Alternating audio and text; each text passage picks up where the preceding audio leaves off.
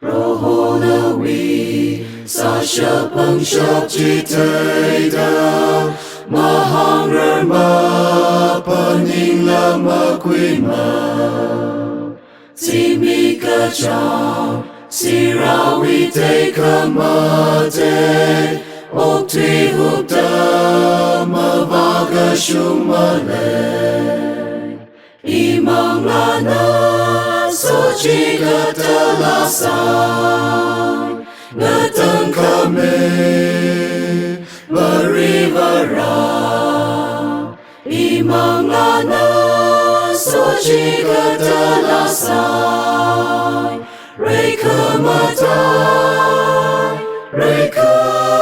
Matai Kapung Gatri Wanau Bing Wila Kesal Ting Naraha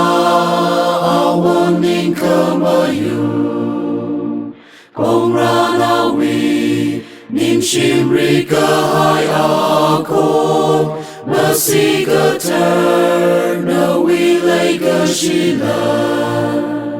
Imang Lana Sochi Katalasai Ngatang kami Barivara Imang Lana Sochi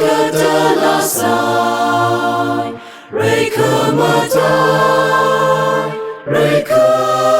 Matai Reka Matai Rohona Wilay Gashi Anaw Mayar Ay natanggal kami Iwi kari Morehi sonda kabay Kalvari witing tungli shaushana